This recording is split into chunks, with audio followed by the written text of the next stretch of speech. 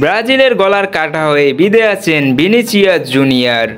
গোল নেই, অ্যাসিস্ট নেই, উল্লেখ করার মতো নেই কোনো পারফরমেন্স। তবুও ব্রাজিলের নম্বর 10 জার্সি গায়ে তার। কি আর করার, নেইমারবিহীন ব্রাজিল তিনিই তো সুপারস্টার। ভুল, সুপারস্টার নন তিনি, বরঞ্চ হারের বড় কারণ। সবশেষ ম্যাচ আর পরিসংখ্যান সাক্ষ্য দিবে ভিনির বিপক্ষে।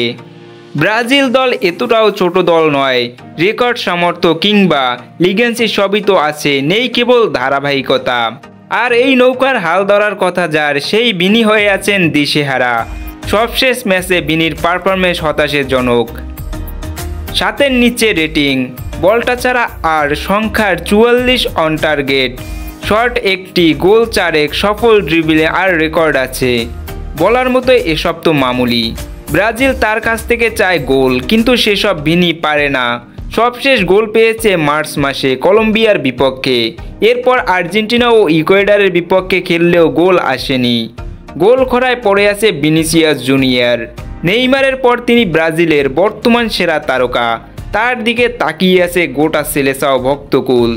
কিন্তু ভিনি চাপা পড়ে আছে দায়িত্বের নিচে। গোল করার দায়িত্ব চেপে ধরেছে তাকে।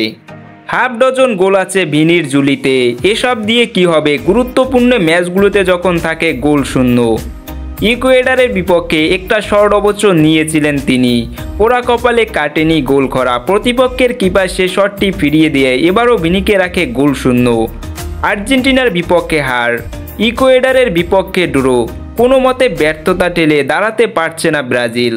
পূর্ণ শক্তি নিয়ে নেইমার ফিরলে তবেই কি সেলেসাওদের কোমর সোজা হবে? হতে পারে নেইমার জুনিয়রকে পেলে পুরনো রূপে ফিরতে পারে ব্রাজিল। বিশ্বকাপ বাছাই পর্বে 4-এ থাকা ব্রাজিল চাইবে উপরে উঠতে। 15 ম্যাচে 6 ম্যাচে জয় পাওয়া ব্রাজিলের সামনে প্যারাগুয়ে, চিলি ও বলিভিয়ার মতো প্রতিপক্ষ। তাদের সাথে কিছু একটা করে জয় ছিনিয়ে আনতে হবে।